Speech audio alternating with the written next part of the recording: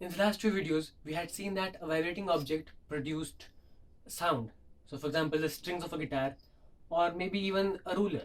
When a ruler was set in motion in this way to vibrate, it produced sound. So, in this video, we'll see how actually a vibrating object produces sound and what goes around this object and how sound can travel from this object to your ears. So, firstly, obviously, there's air all around us, right? And there's air around this metal scale also. So, I'll take the example of this metal scale to explain this part. So, there's air on this side and there's air on that side also. So, while oscillating this way, when it moves in this direction, it actually pushes the air on this side in this direction, right? So, it pushes the air on this side in this direction like this, and then when it moves in that direction, it pushes the air on this side in that direction. And you can hear and check that yourself by taking a metal scale and moving it like this near your ear. I hope you can even hear that sound, and I can feel the air getting pushed around on my cheek. So here I have black chunni, and I'll use this as a screen to show you what actually happens when a vibrating object, when an object vibrates.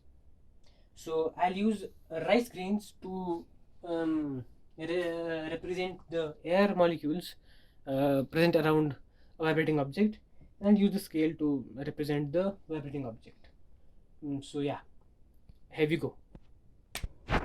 So here I have spread the rice grains all along the black sheet, and now so this represents my the air particles. So this is air, okay? So you can visualize this as air, and the rice grains are the air particles. Now I'll take the metal scale and place it here. So what is the what does this metal scale depict? So this depicts any vibrating object. So it could be anything. So now what we do is, so this is moving or oscillating this way. Okay, so this is its mean position. It goes forward and then goes backwards and forwards and backwards, and this is how it oscillates, and it could be very fast too. Now let us just take half an oscillation going from here. First reaches some position, this position, and then goes back to the mean position. So let's take the first 1/4 of an oscillation, or the first part of this movement when it moves from here to here. So let's see what happens when I move the scale from this position to this position. Yeah, so I'll move the scale from this position to this position. So when this object moves from this position to this position, you see that all the air that is in this region, all that air gets bunched up in this small region. Obviously, because this scale imparts a momentum, this will keep moving forward, some part of it.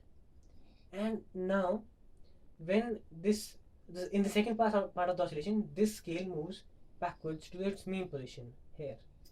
Now we have a bunched up air that is slowly moving forwards because of the momentum, and we have this empty region because this scale just moved backwards. So we get an empty region where there's very little air. Now what happens to this column of air? Well, because there's no air molecules in this region, this air would try to spread out in both the directions and fill up this space. But because this has some momentum in that direction, because it was pushed in that direction, so for example, if I have one of the particles, it was pushed by the scale in that direction, so it had started moving in that direction. So obviously it will tend to move in that direction, but because there's too much space here also, it will also try to spread in that direction too. So something like this would happen. Some part of it would spread backwards in this way, and some part of it would continue moving forwards. Something like this. Okay, and now I place it back. Okay, so very little air moves backwards because of the momentum. Yeah, but this is something. So we get something of this sort. So now what we have got is the scale has completed half an oscillation back, front to some position, and then back to its mean position. and it may even go backwards to some other position and then come back to its mean position. But let's just focus on the first part. So now what we've got is that we've got, so this is the normal density of air, which is so you can just see that visually. Here we have quite a lot of air crowded up in this region, and here we have the air that is not so crowded up and it is pretty much spread around. So there's not much air in this region. Now the object goes for a second oscillation and moves again forwards. So when it moves forwards, it pushes this back column of air to this position and then again moves back, okay, to the other end. Now again I've got a column of air that has been formed here. Obviously there's still some gap here, okay, that's not a problem. So this was the column of air that was formed by the first oscillation. This is the column of air that is formed by the second oscillation. Now what happens, I'll separate it, okay. Now again because there's too much space here, again this bunched up air would like to spread around.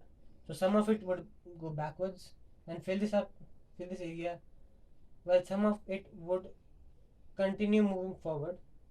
And okay, I hope you can get the idea. And because this had some momentum, this would obviously shift a bit forward, and okay, and obviously some of it would diffuse back and fill up the space between the two bunched up air columns. And again, if you observe, we have one section that has a lot of air, then we have one section that has very little air, then we have one section that has a lot of air, and then we have this section that has very little air. And then again this process continues, and this thing pushes air forwards. And so what we end up getting is that, so I'll just quickly fast forward the whole scenario. What we actually end up getting is columns of air start to form from this end to that end. So so what happens here is, because we have bunched up air here, this will start to diffuse forwards and it will form another, because this air is actually getting these air particles will actually collide with these air particles and set them in motion. So these air particles will again form another air column.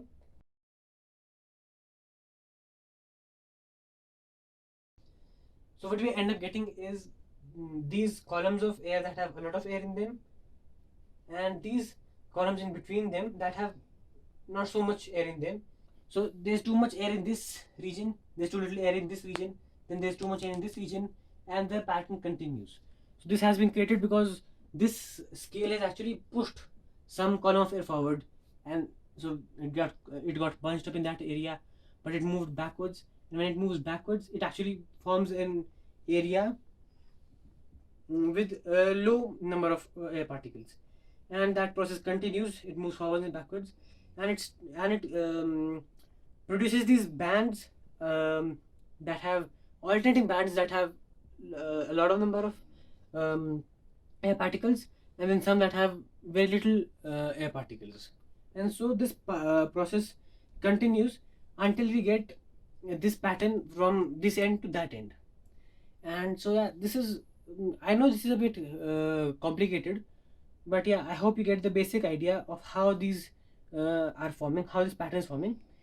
So now the important thing to notice here is that there is no such thing that is traveling from this end to that end. No air particles has traveled from this end to that end. What has traveled from this end to that end is the disturbance or the energy. So when this scale moved in this direction, it pushed that air, which pushed another column of air, which pushed another column of air, which pushed another column of air, and that effect continued. But if we observe any one particle of air, it got pushed, it went forwards, and it transferred its energy to some other particle. And because then there was some low pressure air or low number of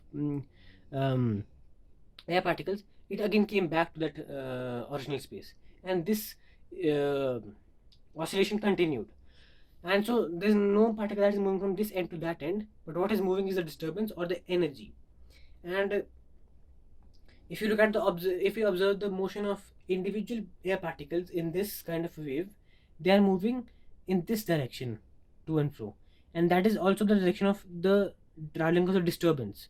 So yeah, at the end of the video, I'd like to introduce two terms here: compression and rarefaction.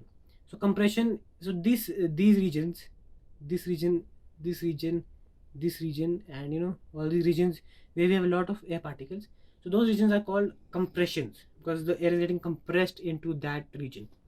Whereas these regions that have not so many air particles in them, okay, this region and this region, these are called rarefactions, because in this region, so in these regions, we do not have too many air particles, and yeah, so they keep on alternating.